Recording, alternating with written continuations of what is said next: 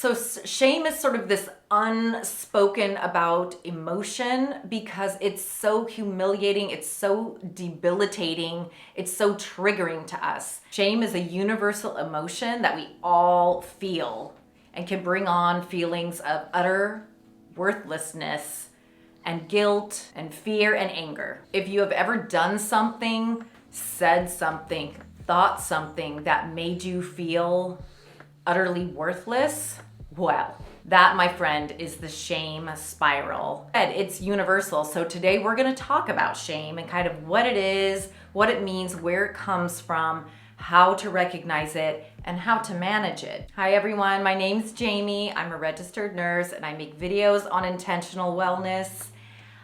Lately I've been making a lot of heavy videos. I don't know, that must be where I'm at right now and what I want to talk with you about. And shame is such a fascinating topic. And as much as I know from nursing and taking care of patients and interacting with family members through, the worst times of their life and debilitating illness and pain and all of this stuff, I never really narrowed down shame as its own sort of emotion until I started watching YouTube videos and I stumbled across Brené Brown. So if shame isn't new to you, I'm sure you watched her videos. Definitely watch them all. She is so amazing and she inspired me to do a lot of work on this topic and just our well-being emotionally. And shame is so common and also so debilitating that it's something that really, really needs to be talked about so that you don't feel shameful about having shame. So let's talk about shame. So shame is sort of this unspoken about emotion because it's so humiliating, it's so debilitating, it's so triggering to us.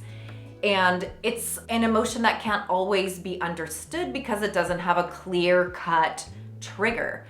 And so shame is one of those emotions that can only be managed by ourselves. Internally, we have to manage that feeling of shame. And so we really need to talk about what it is and why we feel this way. So shame comes from deep within us, and it can be caused by a number of factors. It can be a cultural thing. If you were raised a certain way, culturally speaking, and you don't believe or feel or act the way that your family members and community think that you should, shame can be a part of that. It can be the way that you were raised. If your parents had certain standards for you that don't align with who you are, then shame is what is deep down in you. That's that feeling that you have about who you are, which in fairness to parents don't mean to cause you to feel shame. They were doing what was best for you, or they thought was best for you, let me say it that way.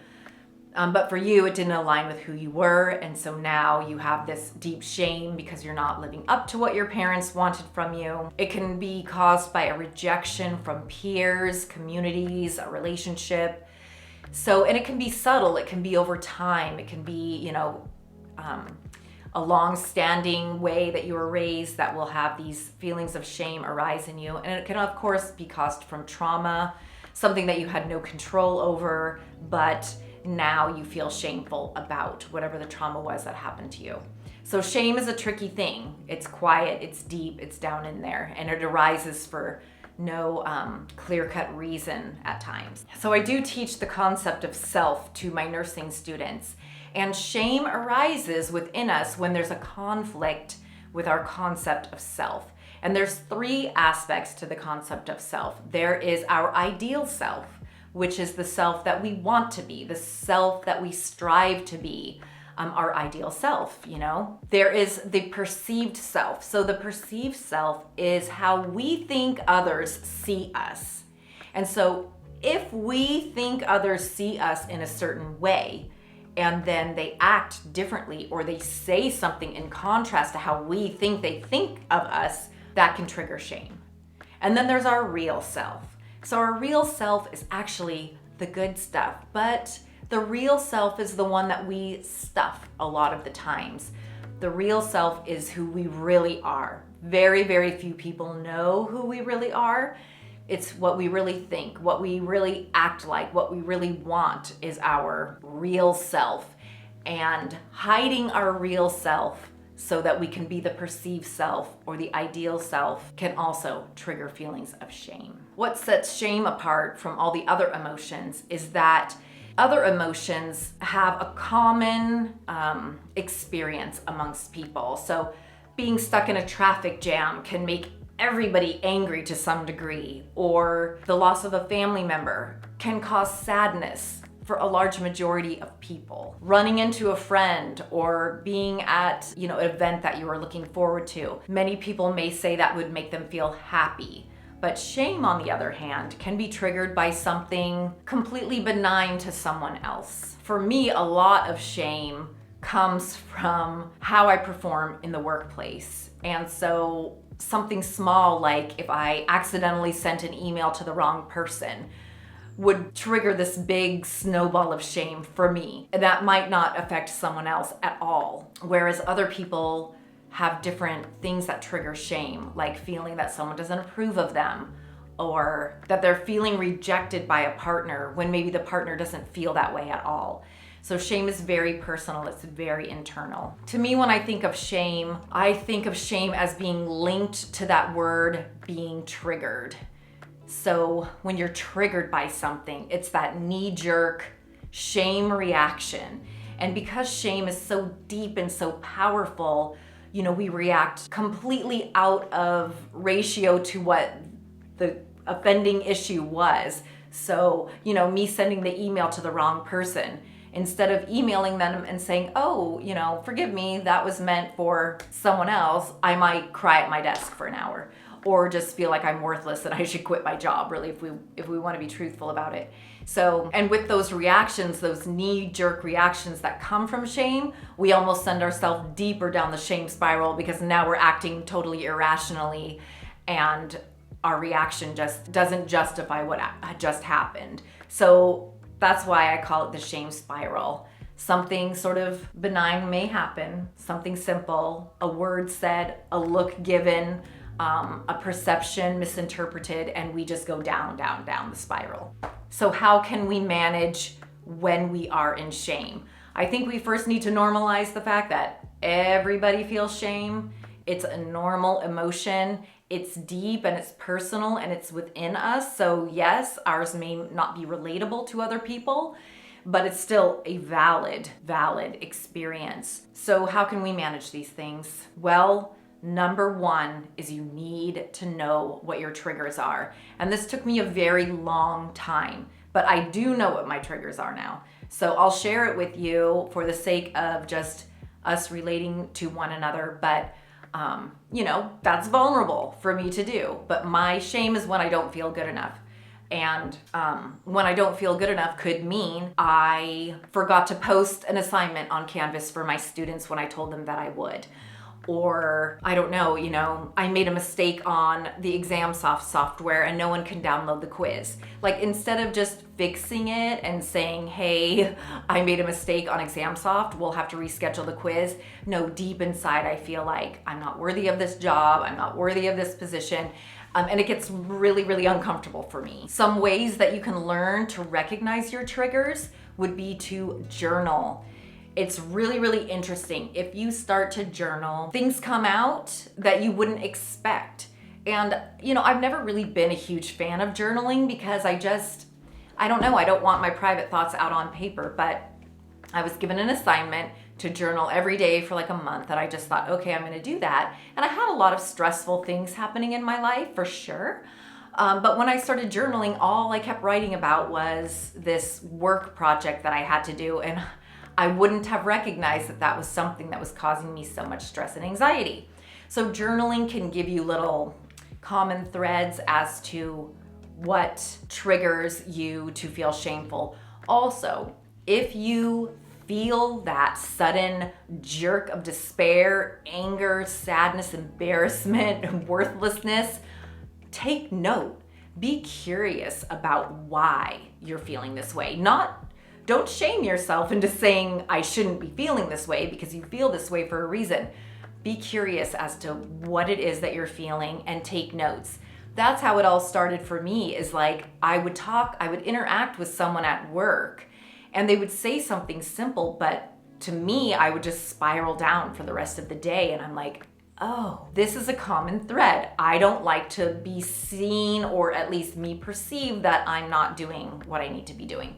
So be curious about what is causing those feelings and explore it for a little while. Okay, so we've established that we all feel shame and that shame causes knee-jerk reactions. At least if you start to do the exploring why you're feeling shame and kind of recognizing triggers that you may have, you can start to make a plan to deal with the shame spiral, because the shame spiral can get you to be kind of out of control for a minute, or hours or whatever. But if you recognize it, you can come up with a plan. So I know if I'm in a shame spiral, I either call my mom to talk me down out through it. Thanks, Mom. Or I just don't talk to anybody. I don't text anybody. I don't email anybody. I just sort of wait until I calm down, because then things seem to resolve itself. So make a plan for yourself. We have to recognize that shame is an emotion, and it's, oftentimes triggered by something that happens around us or something that we perceive around us that goes against our core values.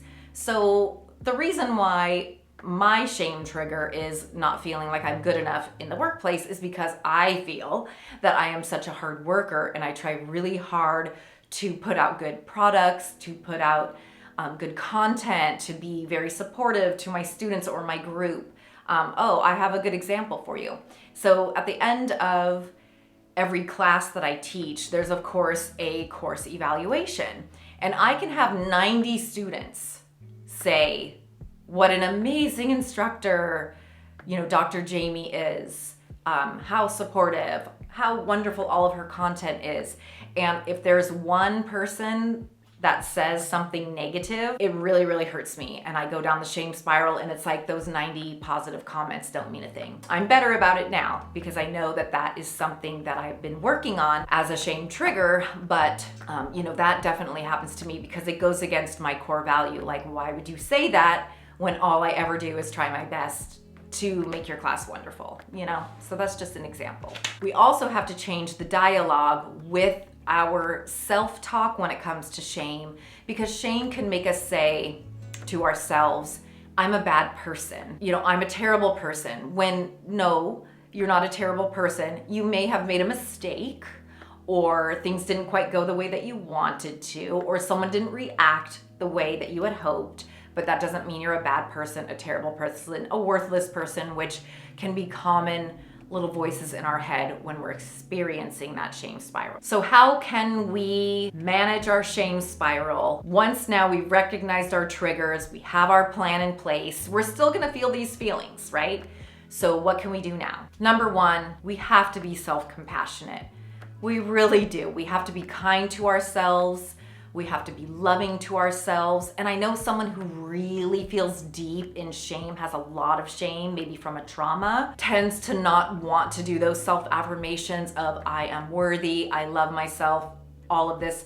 But it is important to change that narrative with yourself and be self-compassionate. Many years ago, 20 years ago at least, I used to go through some certain difficult times where I would definitely be like a self-hater and had very negative self-talk. I started to force myself to recognize when I was having this self-talk. I think I might have mentioned this in my Save Yourself video too, but I stopped myself from doing it, and I literally was able to change the way I talked to myself by every time I had a negative thought pop into my mind, I gave myself a hug. Like a physical hug, and was like, no, you're okay. Sounds weird to be sharing that on video with everybody, but I definitely was just like, no, you're okay, we're okay. And that physical just hug, acknowledgement, changing that narrative helped bring me out of that. It really did. I want you to try it. Sharing your shame with trusted people in your life, like I mentioned my mom before, she knows that I go out of control when it comes to feeling inadequate in the workplace, or or with my achievements. She knows that I feel this way. And so I share it with her. That's why I call her first.